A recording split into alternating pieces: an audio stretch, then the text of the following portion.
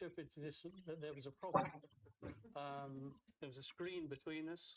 Maybe the trough was blocked. And while I was thinking what to say, she then said, do you want it in 5s or 10s? So I know that this was the first time that I was aware that some Scottish speakers of English use will, where I would use shall. In other words, to make an offer or to offer a choice.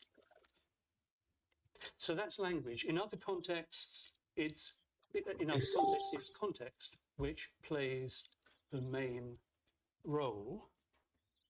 I'm going to show you a question that I was asked recently, and I'm not going to give you any context to begin with.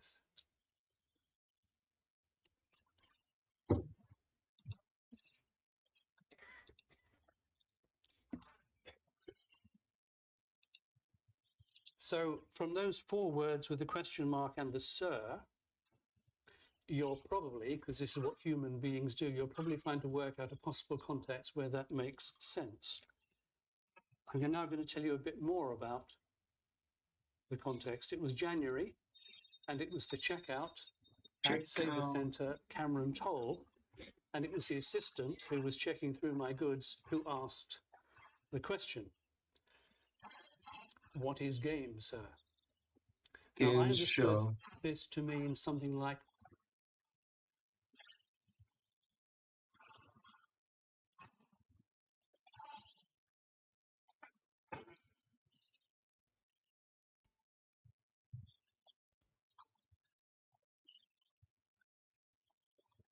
was a castle in parallel and quickly. Now, when we're listening to a foreign language, listen to a foreign language that detach the particular neural networks and competence in the language. So a regional language on the bottom level. Here's some example from my learning of Spanish. So I was in Spain in Asturias, and I was watching a TV program. I was watching a TV program. Behind him, there was a photograph of a young woman. And he announced her as, Lanzadora de Cabalina. Now, my language told me that language is to throw. Adora means someone who so thorough.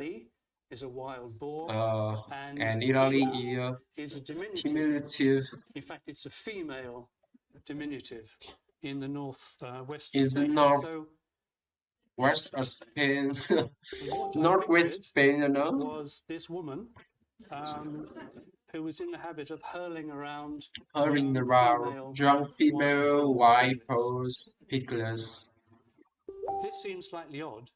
Seems like art, and at that point there appeared behind the mirror either a photograph of an athletic stadium was a javelin, not as I'd suspected. I do remember, and I think it was at the time rather than later, that I did wonder whether this might be a Basque sport. Basque sport. The Basques. The Basques are well known in Spain for having an involvement of strength and endurance. Involving feats of strength. Endurance. What endurance means? But I was able to correct myself in time. So far, I was able so far. That happen inside our head. Things that happen inside our head. In conversation, we resolve this problem through what's called the negation of meaning, or conservational repair. And what you find is that speaker, particular when speaking, non-native listeners make 3 main sorts of adjustment: to input, to interaction, to information. And I'm going to say a little bit about each of those.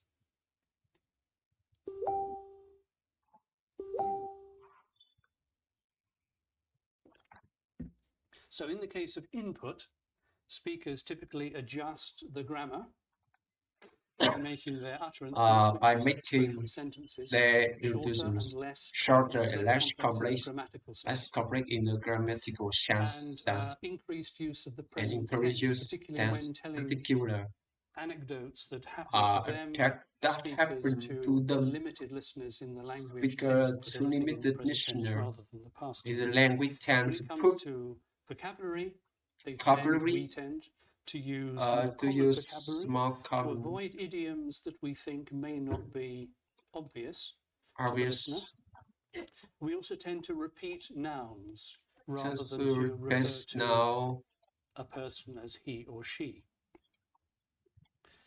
And then when it comes to pronunciation, speakers tend to articulate more clearly and more slowly, to use a greater amount of stress, to stress the really important words with heavier stress than normal, and also to use a wider range of pitch. And for non-verbal adjustments, we tend to use longer pauses to give the listener time to process what they've just heard. We use more gestures, and we increase our use of facial expressions. Now, at this point, I have to tell you a story. The story concerns a hat seller. What you see are the last 2 pictures in a 6-picture set. So it was, the scene is a tropical country, and an old man who makes sombreros from straw was sitting in the shade of a tree, waiting to sell his hats to passers-by. Because it was hot, he fell asleep. Up in the tree were a troop of monkeys who, while he was asleep, came down. Each took one of his hats, went back up the tree, and stuck the hats on their heads. So when he woke up, the old man saw his hats up in the tree were monkeys wearing them. He was very angry, so he shook his fist at them, and all the monkeys shook their fist at him. He didn't quite know what to do, so he scratched his head, whereupon all the monkeys scratched their heads. At which point, between the 2 pictures, he realized what he should do, that the monkeys were copying him, so he dropped his hat, and the monkeys helpfully and dropped there. Now, the reason I told you the story is because each of those pictures in turn for different reasons to illustrate the sort of adjustment that I'm talking about. Talking about.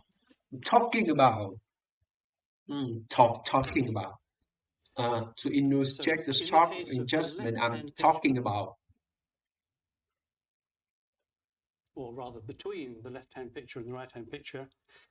Okay, this data comes from a study I did, in fact it was my PhD study, where I was interested in the ways in which native speakers of English would or wouldn't adjust what they said to a series of individual separate listeners. So what you see here is what one native speaker said to his or her native listener. So he expressed the realization as the penny dropped, so an idiom. So an item to the advanced listener, this being a non-native speaker, a learner of English, he used a different item, one that is arguably slightly more obvious. To the intermediate listener, he didn't use the idiom at all. Didn't use the item, he realized. And to the elementary listener, he said, and then yes.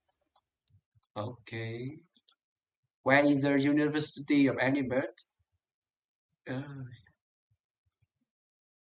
Where is the University of Edinburgh? Edinburgh. No. Edinburgh.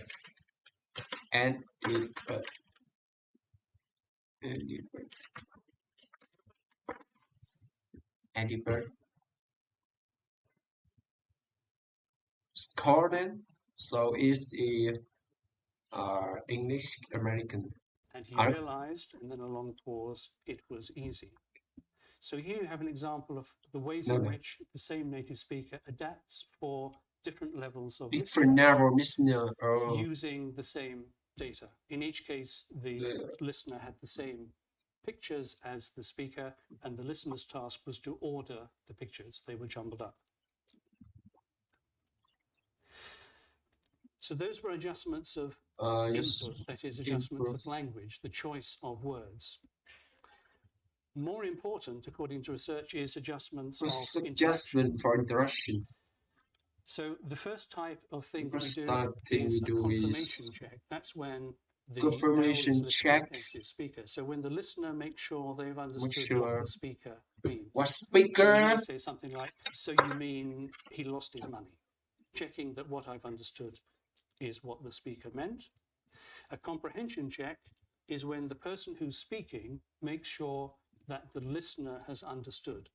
And we may make that clear by saying... We may make that clear by saying, do you follow? Do you understand? Is that clear?